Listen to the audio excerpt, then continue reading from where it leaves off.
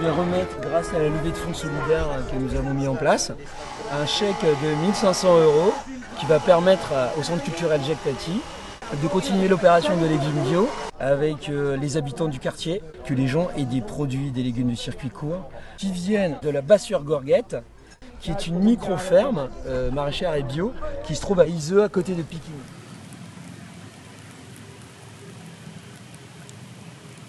Mon grand-père, pour lui, la nature, c'était primordial de la préserver. Ça fait partie de mon ADN. C'est ce que j'essaye de reproduire ici, en bio. Mon but ici, c'est pas de m'enrichir, c'est pouvoir partager quelque chose aussi. Si je peux en vivre honorablement, ce sera très bien. C'est un partage. Manger, c'est un partage. Ah ouais, c'est belle. Ouais, pas photo. C'est un vrai goût. Alors, c'est pour ça que nous, on trouve très très intéressant de travailler justement avec les agriculteurs en circuit court et bio.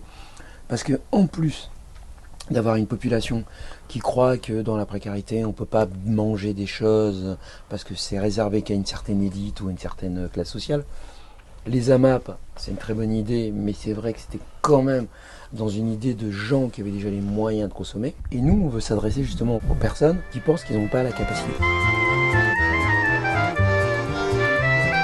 On n'a pas de légumes, on n'a pas de fruits. Pour moi, c'est un cadeau du ciel. Les tomates, je vais les manger crues, en salade.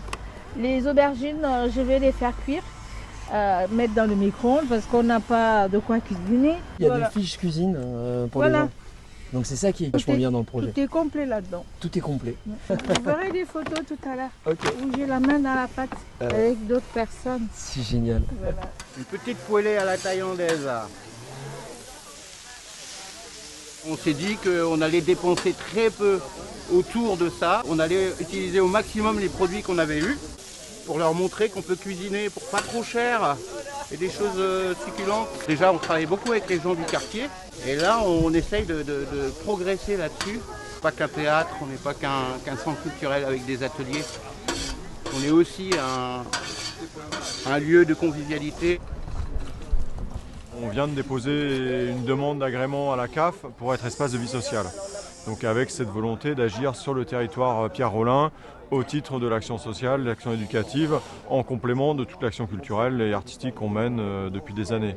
Et donc ça tombe plutôt bien parce que depuis 6 mois on développe des ateliers cuisine et que là le marché solidaire vient renforcer et compléter ce dispositif. Donc pour nous c'est vraiment un moyen de s'implanter, de donner du sens globalement dans la relation aux habitants et dans l'accompagnement des habitants. Et puis évidemment, on est dans une période où on sent bien que c'est un peu plus dur, quoi.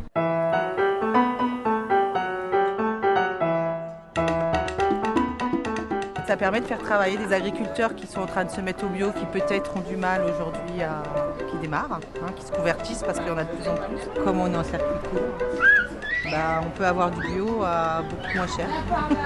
C'est vertueux. Un peu d'oignon. Avant ça, on avait fait un risotto énorme, entre 100 et 150 personnes. Aujourd'hui, il y a 25 paniers qui vont être distribués aux gens. À l'avenir, ils seront revendus selon ce que gagnent les gens. Voilà. Et des gens pourront mettre entre 2 et 3 € pour avoir un panier de légumes. Mais l'important quand même de ce projet ici, c'est que, comme on l'a bien vu aujourd'hui, les gens, en plus de cuisiner, de partager un bon moment, vont repartir avec des légumes et des fiches de légumes. Et donc ça prend vraiment du sens.